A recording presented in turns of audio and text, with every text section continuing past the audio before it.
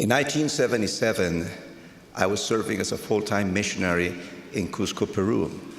My companion and I received approval to take all the missionaries in the Cusco. 1977년은 저는 페루 쿠스코에서 전임 선교사로 봉사하고 있었습니다. 제 동반자와 저는 쿠스코 지역에 있는 모든 선교사를 장엄한 마추픽추 유적지로 데려가도 좋다는 승인을 받았습니다.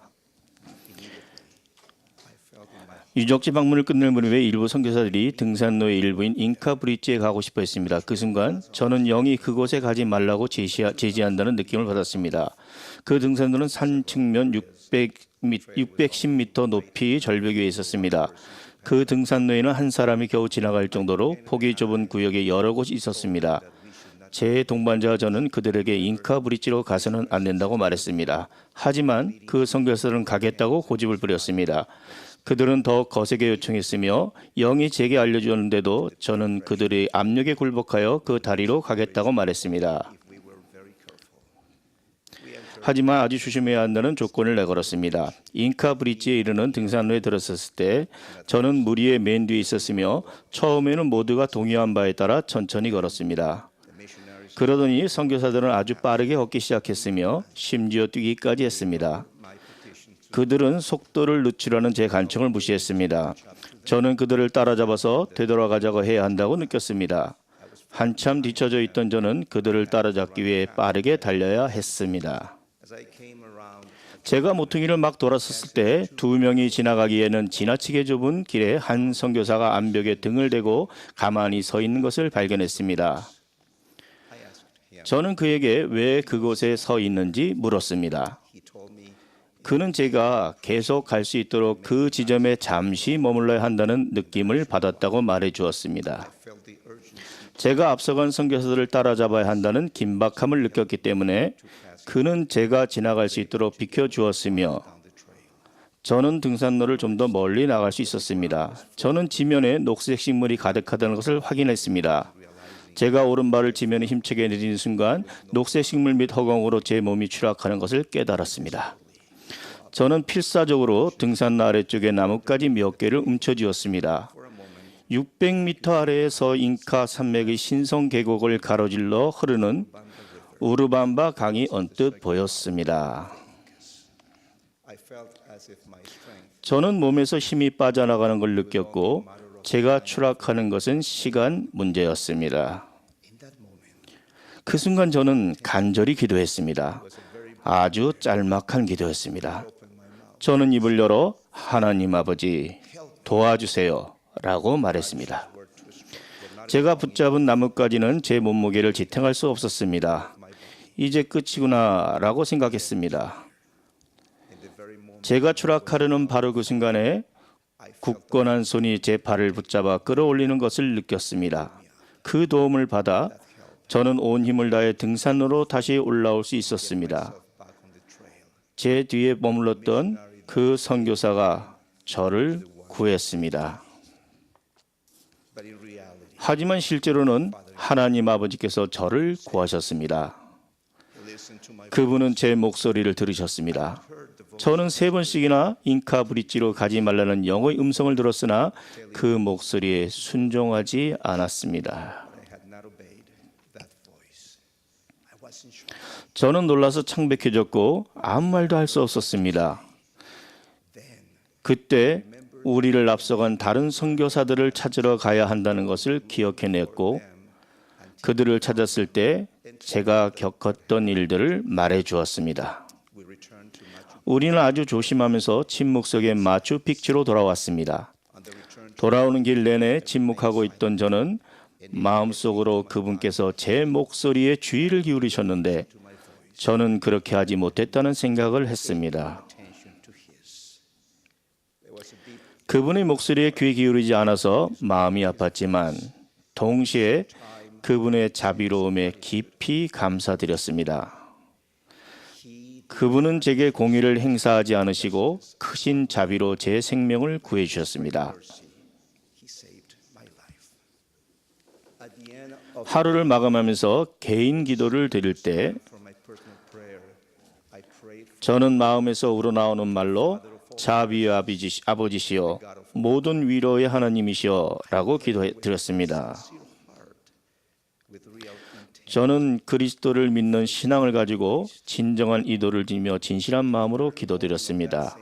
그날 아침에는 입으로 기도했지만 비명 횡사할 지경에 이르렀을 때는 마음에서 우러나오는 기도를 드렸습니다. 저는 그 순간에 제 생애를 돌아보았습니다. 하나님 아버지께서는 제게 크나큰 자비를 여러 번 베풀어 주셨다는 걸 깨달았습니다. 그분께서는 그날 페루 쿠스코 마추픽추에서 제게 많은 교훈을 가르쳐 주셨습니다.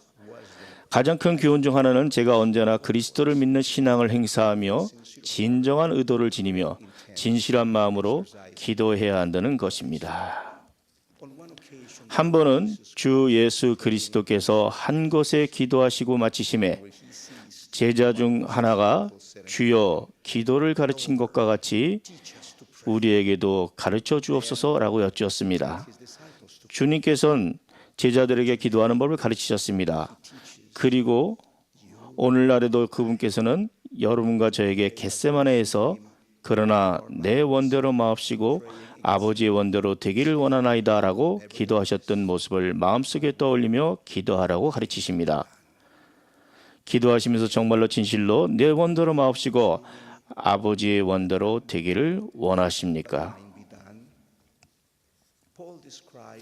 바울은 예수님이 육체에 계실 때 특히 겟세마네에서 어떻게 기도했는지를 이와 같이 묘사했습니다.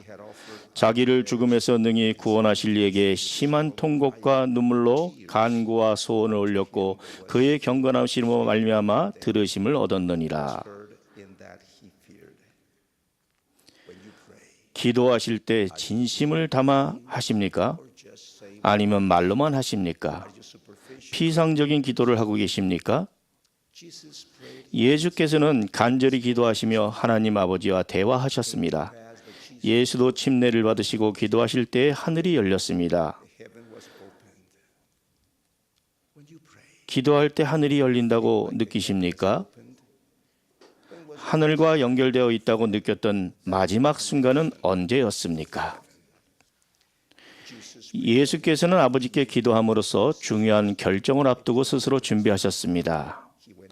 이때 예수께서 기도하시러 산으로 가사 밤이 새도록 하나님께 기도하시고 밝음에 그 제자들을 부르사 그 중에서 12를 택하여 사도라 칭하셨으니 여러분은 하나님 아버지께 기도함으로써 중요한 결정을 앞두고 스스로 준비하십니까? 기도하는 순간을 위해 스스로 준비하십니까? 예수 그리스도께서 미대륙을 방문하셨을 때 백성에게 기도하라고 가르치셨습니다.